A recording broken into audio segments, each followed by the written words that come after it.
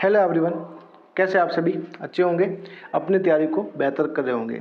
फिलहाल मैं आपको एक अपडेट बताने वाला हूँ जिसमें आपको अगर ऐसे कौन से स्टूडेंट हैं जिनको आपको सीबीटी 2 की तैयारी करनी चाहिए DFCCIL MTS 2025 में, जिनके यानी कि इतने नंबर आ रहे हैं तो वो अपनी DFCCIL की सीबीटी 2 की तैयारी कर सकते हैं।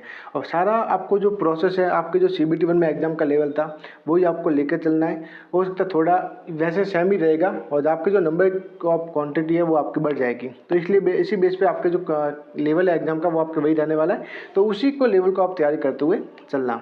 और जो है आपके सिलेबस का टॉपिक है, आपको सिलेबस टॉपिक आपको उसी में PDF में आपको देखने को मिल जाएंगे कि कौन कौन से आपके टॉपिक पूछने को मिले हैं। बाकी देखते हैं, अगर कोई अपडेट होती है तो मैं आपको आगे बता दूंगा। फिलहाल देखते हैं कि कितने नंबर आने चाहिए जो आप CBT 2 की तैयारी कर सकते हैं। तो अगर मान लो अगर UR कैटेगरी में आपके 63 प्लस आ रहे हैं, ये बड़ी अच्छी बात कही आप, तो उनको आपको तैयारी शुरू कर देनी चाहिए। फिलहाल तो आपको तैयारी तो चालू रखनी है दूसरे एग्जाम की भी। ऐसे नहीं कि आप दूसरे एग्जाम की तैयारी नहीं कर रहे तो आपको सबसे बड़ा लॉस हो जाएगा।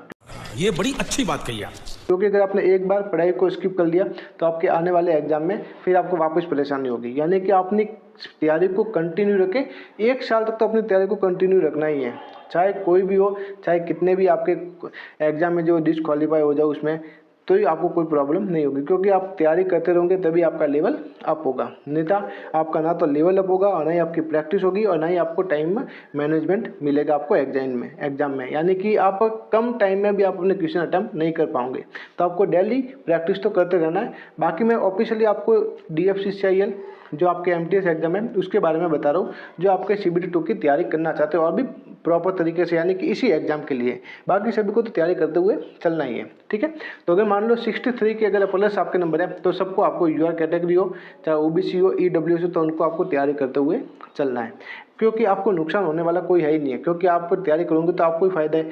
नेक्स्ट एग्जाम में आपको बेनिफिट मिल जाएगा, जैसे ग्रुप D एग्जाम हो गया, आपके टेक्नीशियन हो गया, ALP हो गया, बाकी आपके RRB NTPC अंडर ग्रेजुएट आपके 12th वाला एग्जाम हो गया, तो आपको कोई नुकसान तो है नहीं है ना। ये बड़ी अच्छी बात कही आप। तो चलो ठीक है, आपकी ये होगी। अगर OBC में माने तो आपको 58 के प्लस, क्योंकि OBC में आपके 58 के नीचे जाने की पॉसिबिलिटी बहुत ही कम है।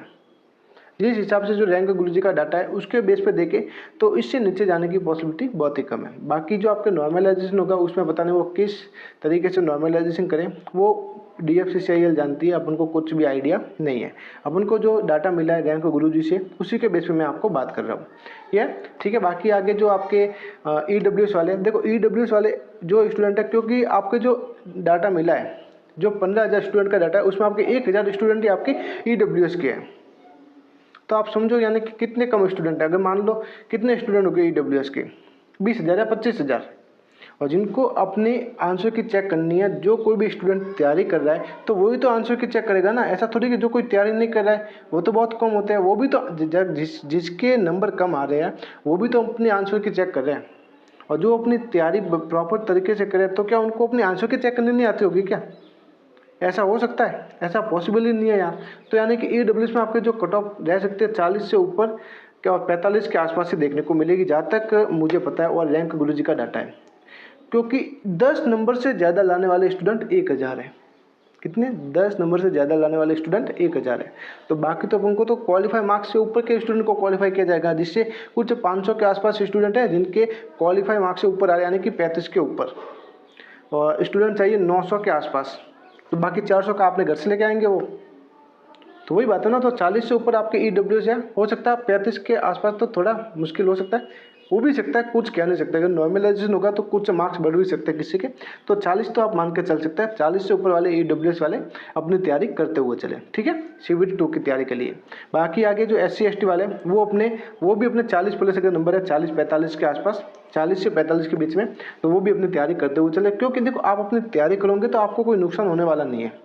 अगर इसमें आप डिस्क्वालीफाई हो जाओगे तो आगे आपके ग्रुप D का एग्जाम आने वाला है, तो अगर आपने DFCCIL में अप्लाई किया तो आप ग्रुप D में तो आपने अप्लाई किया ही होगा, क्योंकि ग्रुप D में आपका कंपटीशन DFCCIL से तगड़ा होगा।